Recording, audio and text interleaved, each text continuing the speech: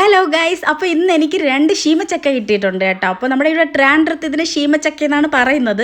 അപ്പോൾ നെയ്ബർ തന്നതാണ് കേട്ടോ. അപ്പോൾ ഇതിന്ന് ചായക്ക് തേങ്ങയൊക്കെ ഇട്ട് പുഴുങ്ങി കഴിക്കാമെന്ന് വിചാരിച്ചേ.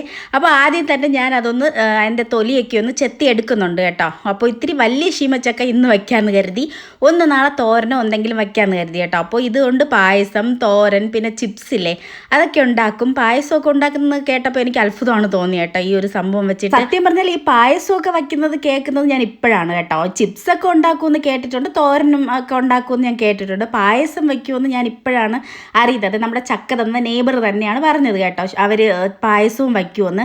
നമ്മുടെ സാധാരണ കടല പായസം പോലെ നല്ല ടേസ്റ്റ് ആയിരിക്കും എന്നാണ് പറഞ്ഞത് കേട്ടോ. അപ്പോൾ അതിൻ്റെ തൊലിയൊക്കെ ഞാനൊന്ന് ചെത്തിയെടുത്തു, എന്നിട്ടൊന്ന് കഴുകി ഞാൻ എടുത്തിട്ടുണ്ട്. പുറത്ത് നല്ല കറയായിരുന്നു കേട്ടോ. അപ്പോൾ ഒന്ന് കഴുകിയെടുത്തപ്പോൾ പണിയായെന്ന് തോന്നുന്നു കേട്ടോ. അപ്പോൾ കട്ട് ചെയ്യാൻ ഭയങ്കര പാടായിരുന്നു, കയ്യിൽ നിന്ന് ചറുകി പോകുന്നുണ്ടായിരുന്നു കേട്ടോ. അങ്ങനെ കട്ട് ചെയ്ത് ആഘാതത്തെന്ന് തോന്നുന്നു കേട്ടോ. ഒരു പീസ് താഴെ പോയി. പിന്നെ ഞാനത് വീണ്ടും കഴുകി നമ്മുടെ ഈ ചക്കയൊക്കെ ഒന്ന് പീസാക്കി എടുത്തു കേട്ടോ. പീസാക്കിയിട്ട് വീണ്ടും ഞാൻ കഴുകിയിട്ട് ഇതാ കുറച്ച് വെള്ളം ഒഴിച്ചു, പിന്നെ കുറച്ച് ഉപ്പും ഇട്ട് ഒന്ന് ഇതുപോലെ ഇളക്കി ഞാൻ വേവിക്കാൻ വേണ്ടി വെച്ച് കേട്ടോ. ഇത് അടച്ചും വെച്ച് കൊടുത്തിട്ടുണ്ട്.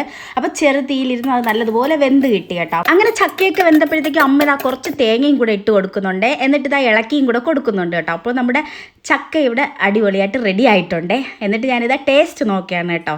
അപ്പോൾ ഇതാ കുറച്ച് ചക്ക എടുത്തിട്ടുണ്ട്, പിന്നെ ചായ എടുത്തിട്ടുണ്ട്. കട്ടനൊക്കെയാണ് ഇതിൻ്റെ കോമ്പിനേഷൻ എന്ന് തോന്നുന്നു, പക്ഷേ ഇവിടെ ചായ ഒഴിവാക്കാൻ പറ്റാത്തതുകൊണ്ട് ഞാൻ ചായയും കൂടെ എടുത്തിട്ടുണ്ട്.